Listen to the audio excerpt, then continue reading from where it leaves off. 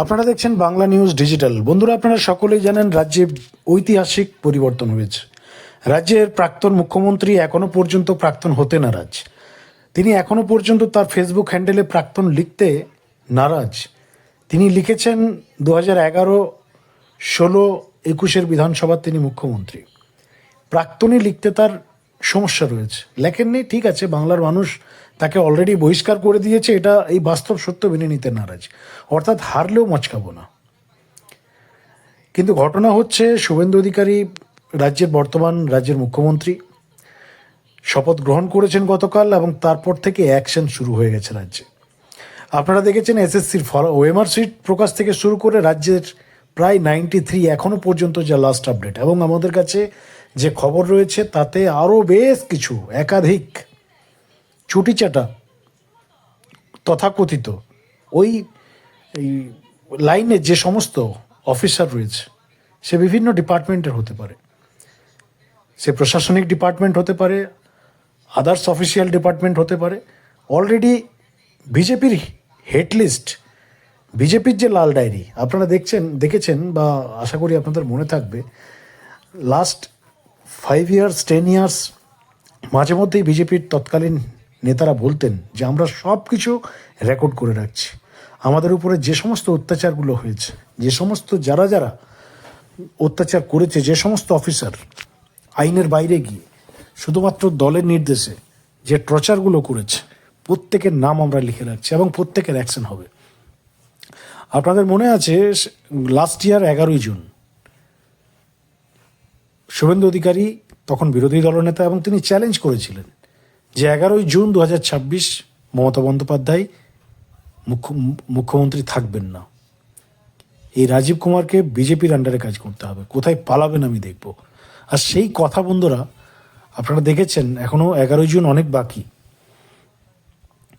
11ই June অনেক বাকি। Already রাজ্যের মুখ্যমন্ত্রী শুভেন্দু অধিকারী বর্তমানে, এবং প্রাক্তন হয়ে গেছে মমতা বন্দ্যোপাধ্যায়। একাধিক অফিসার বদলি হয়েছে, কাউকে উত্তরবঙ্গ, কাউকে দক্ষিণবঙ্গ, কাউকে পাহাড়ে ট্রান্সফার করা হয়েছে। এবং সবচেয়ে ইম্পর্টেন্ট, নবান্নের একজন দলের সরকারি কর্মী সংগঠনের একজন নেতা প্রতাপ নায়েক, আপনারা সকলেই জানেন, কন্ট্রাকচুয়ালদের এতদিন পর্যন্ত তিনি ললিপপ খাইয়ে এসছেন। কন্ট্রাকচুয়াল রাজ্য সরকারি কর্মচারী তৃণমূলের ফেডারেশন খুলেছিলেন তিনি, এবং দাবি করতেন মমতা বন্দ্যোপাধ্যায়, অভিষেক বন্দ্যোপাধ্যায়ের সঙ্গে তার হটলাইন রয়েছে।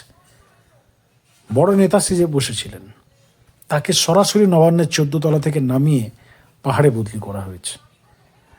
তো বর্তমান সময়ে কড়া অ্যাকশন চলছে, এবং অলরেডি সাফাই এবং ধোলাই অভিযান শুরু করেছে বিজেপি। এখনও প্রশাসনিক বৈঠক হয়নি, যা খবর আগামীকালকে প্রথম প্রশাসনিক বৈঠক হচ্ছে নবান্নে।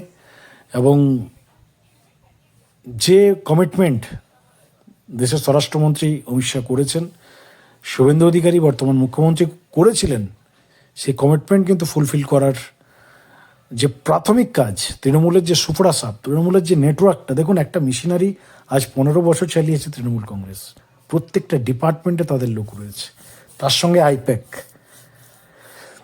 আইপ্যাক। তো এই বিষয়গুলো চিহ্নিতকরণ, যেগুলো বিজেপির অলরেডি মোটামুটি সিলেক্টেড রয়েছে, যেগুলো তাদের হিট লিস্টে রয়েছে, তার বাইরেও আরও একাধিক নেটওয়ার্ক আছে ভেতরে। একটা পলিটিক্যাল পার্টি যখন একটা রাজ্যে বা যে কোনো প্রতিষ্ঠানে বছরের পর বছর থাকে, এবং বুঝতেই পারছেন প্রায় 1 দশকের উপরে এই সরকার থেকেছে পশ্চিমবাংলায়, তার মানে একটা অভ্যন্তরীণ ইন্টারনাল কিছু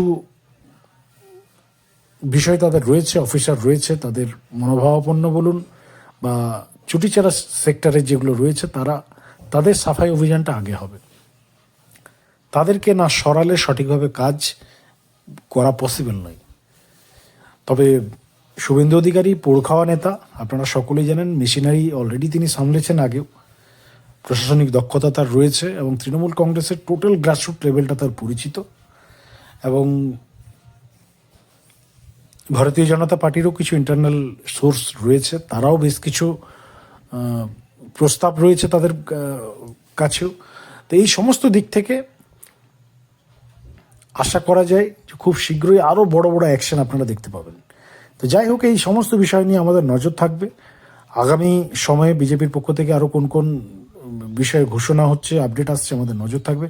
আপনাদের এই বিষয় নিয়ে যদি কিছু বলার থাকে লিখে জানান কমেন্ট সেকশনে, এবং যারা নতুন রয়েছেন চ্যানেলে অবশ্যই ফলো করে রাখুন, সাবস্ক্রাইব করে রাখুন। ধন্যবাদ।